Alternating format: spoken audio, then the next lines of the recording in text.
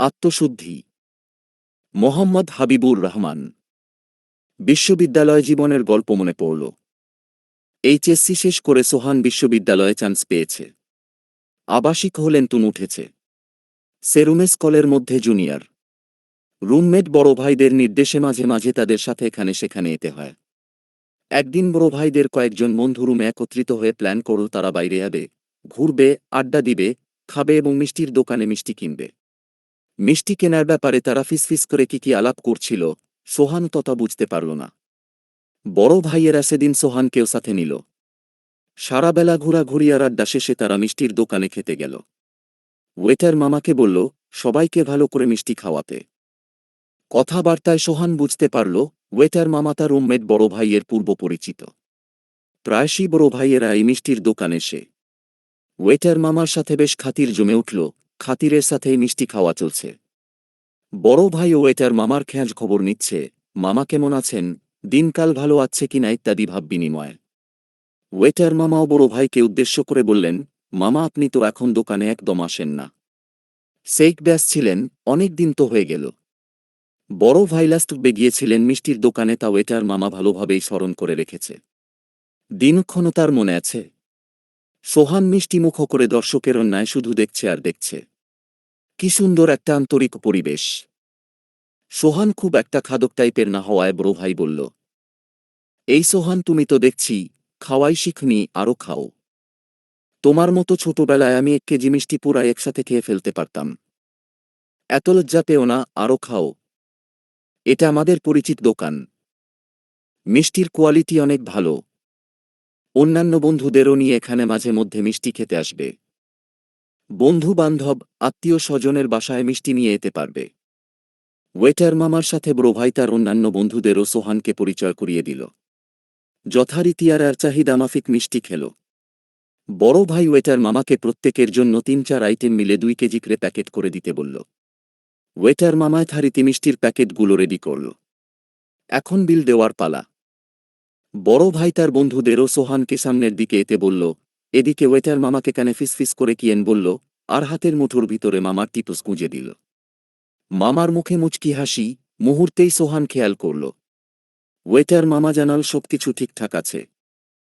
বড় ভাই বিল পরিশোধের জন্য ক্যাশ কাউন্টারে যাওয়া মাত্রই ওয়েটার মামা জানিয়ে দিল, মামাদের বিলে এত টাকা হয়েছে। বড় ভাই থারিতি বিল পরিশোধ করল। ওয়েটার মামা স্কলের হাতে মিষ্টির প্যাকেটগুলো ধরিয়ে দিয়ে জানাল, মামার আবার আসবেন। মিষ্টির দোকান থেকে বিদায় নিয়ে সোহানের মাথা ঘুরপাক খাচ্ছে। এমনিতেই অনেক মিষ্টি খেয়ে ফেলেছে, তারপর বড় ভাই এতগুলো মিষ্টির বিল কিভাবে পরিশোধ করল। কারণ সে জানে বড় ভাইয়ের কাছে বেশি টাকা পয়সা নেই। বড় ভাইয়ের বন্ধুরা এরার মতো বিদায় নিল। সোহান নিজেকে প্রশ্ন করতে করতে বড় ভাইয়েরও নিজের প্যাকেট নিয়ে হলে ফিরল। রুমে মিষ্টির প্যাকেট নিয়ে আসাতে অন্যদের মধ্যে ব্যাপক কৌতূহল। কে মিষ্টি আনল, উপলক্ষ কি সেই শুভ সংবাদ যে জন্য মিষ্টি খাওয়ানোর আয়োজন চলছে। বড় ভাই বলল, আরেও সব কিছু না, তার পক্ষ থেকে আজ রুমেশ বাইকে মিষ্টি খাওয়ানো হবে। তার পরিচিত এক মিষ্টির দোকান আছে, তাই মিষ্টি এনেছে। আলোচনার এক পর্যায়ে বড় ভাই মিষ্টি কেনার গোপন কৌশল ফাঁস করলেন।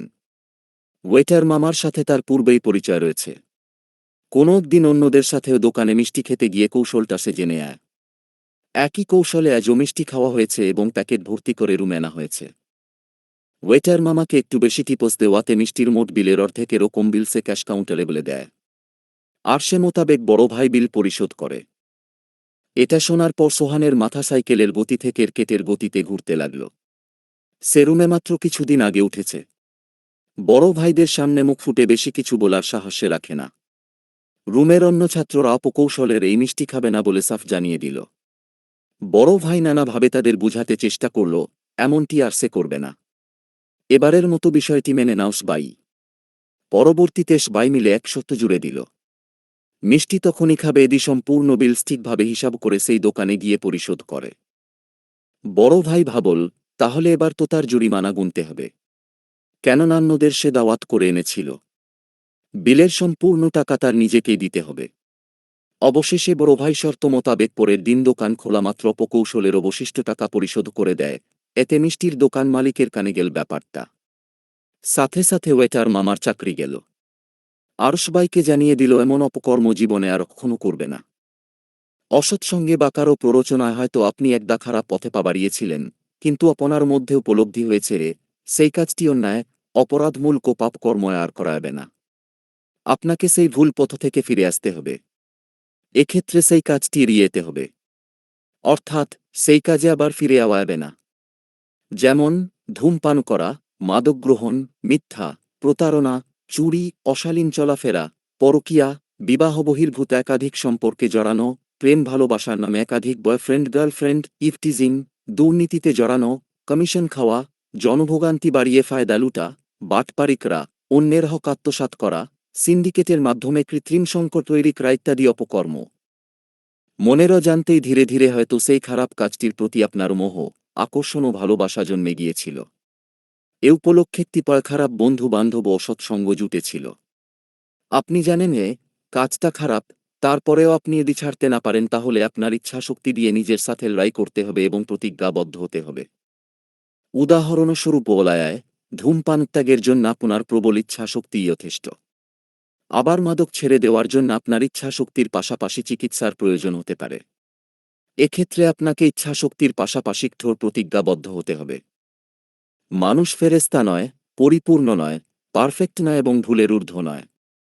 দোষগুণ মিলেই মানুষ। অসৎসঙ্গ, খারাপ লোকের সাহচর্য, কুপ্রবৃত্তি, মনোবাসনা ও শয়তানের প্ররোচনা মানুষকে সহজে আকৃষ্ট করে। এজন্য মানুষ মাঝে মধ্যে বিপথে পরিচালিত হয়। বিপথগামী তাৎক্ষণিকের সুখ দেয়, কিন্তু দীর্ঘস্থায়ী দুঃখ দেয়।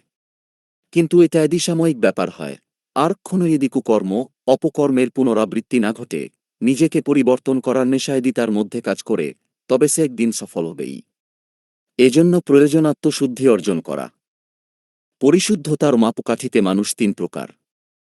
এক, বিশুদ্ধ মানুষ, যারা নিষ্পাপ, যাদেরকে কোনো পাপকর্ম স্পর্শ করে নাই, তারা বিশুদ্ধ মানুষ। তবে এমন মানুষের সন্ধান পাওয়া কঠিন। যেমন শিশুরা নিষ্পাপ ও বিশুদ্ধ। দুই, অশুদ্ধ মানুষ, যারা নানাবিধ পাপকর্মে লিপ্ত নিয়োজিত থাকে, তারা অশুদ্ধ মানুষ। তারা পাপকর্মকে স্বাভাবিক কর্ম মনে করে। তাদের কাছে স্বাভাবিক কাজ, পাপ কাজ ও পুণ্যের কাজের মধ্যে কোনো তফাৎ থাকে না। তাদেরকে ঠিক পথে ফেরানো কঠিন। যেমন মাদকাসক্ত, প্রতারক, চোর। তিন, পরিশুদ্ধ মানুষ, যারা অপকর্ম বা পাপকর্মে লিপ্ত হয়ে ঘটনাক্রমে নিজের ভুল বুঝতে পেরে অনুতপ্ত হয়ে ঠিক পথে ফিরে আসে, তারাই পরিশুদ্ধ মানুষ। নিজের কৃতকর্মের জন্য ক্ষমা প্রার্থনা করে এবং পুনরায় খারাপ কর্মে লিপ্ত না হওয়ার প্রতিজ্ঞা করে। যেমন নিজাম ডাকাত। আত্মশুদ্ধি দুইভাবে অর্জিত হতে পারে, একটি ইতিবাচক চর্চা, আরেকটি হচ্ছে নেতিবাচক চর্চা বর্জনের মাধ্যমে। এক, ইতিবাচক চর্চা, উত্তম গুণাবলীর দ্বারা বা উত্তম কাজগুলো বেশি বেশি করার মাধ্যমে আত্মার উন্নতি সাধিত হয়। যেমন সৃষ্টিকর্তার প্রতি বিশ্বাস ও আনুগত্য, ইবাদত বন্দেগী, আশাবাদিতা, বিনয়নম্রতা, মানুষের সাথে উত্তম আচরণ প্রদর্শন, পরস্পরকে শ্রদ্ধা ও স্নেহ, মানুষের প্রতি দয়া, ভালোবাসা ও সহানুভূতি প্রদর্শন, ন্যায়ের আদেশ ও ন্যায়ের নিষেধ, পরোপকার প্রভৃতি বেশি বেশি চর্চা করতে হবে। দুই, নেতিবাচক চর্চা বর্জন, যাবতীয় পাপ, অন্যায় ও পবিত্র কাজগুলো চর্চা না করা বা বিরত থাকা, অর্থাৎ যাবতীয় অসৎ গুণাবলী বর্জন করা। যেমন চুরি, বাটপারি, প্রতারণা, অহংকার, স্বার্থপরতা, হিংসা, ঘৃণা, কৃপণতা, ক্রোধ, গীবত, মন্দ কাজে উৎসাহদান, কুধারণা, অন্যের সম্পদ হরণ, অনধিকার চর্চা, অসৎসঙ্গ, অনৈতিক ও সামাজিক কার্যকলাপ থেকে বিরত থাকতে হবে। নেতিবাচক চর্চা থেকে বেরিয়ে আত্মশুদ্ধি অর্জনের মাধ্যমে পরিশুদ্ধ জীবনযাপনের পথে অগ্রসর হওয়া প্রয়োজন। আত্মশুদ্ধি মানবমনে পবিত্রতা আনে। তাই পবিত্র হওয়ার পরে পুনরায় অপবিত্র হওয়ার অর্থ হল চরম ধ্বংসের পর্যায়ে উপনীত হওয়া। বারবার অপকর্মে নিয়োজিত হওয়া যাবে না। একবার নিয়োজিত হলেও ক্ষমা চেয়ে প্রতিজ্ঞাবদ্ধ হয়ে ঠিক পথে ফিরে আসতে হবে। পাপার পুণ্য একসাথে থাকলে ফলাফল অন্তঃসার শূন্য। আত্মশুদ্ধির জন্য মনের অভ্যন্তরীণ সুস্থতা দরকার। মানবদেহের সুস্থতার জন্য এমন খাদ্য, নির্মল বায়ু, অসুস্থ হলেও শুধু চিকিৎসার প্রয়োজন হয়, তেমনি মানুষের ভেতরাংশকে সুস্থ রাখতে ধর্মীয় আচার-আচরণ, প্রার্থনা এবং মহান স্রষ্টার নির্দেশ ও বিধান মান্য করে চলতে হবে। আত্মশুদ্ধির মাধ্যমে মানুষ ভেতর থেকে শক্তিশালী হয় এবং জীবনের ঠিক পথে চলতে দৃঢ়তা বজায় রাখে। আত্মশুদ্ধি হল জীবনে সাফল্য অর্জনের সোপান, যাকে ভর করে জীবনের ভিত গড়ে ওঠে।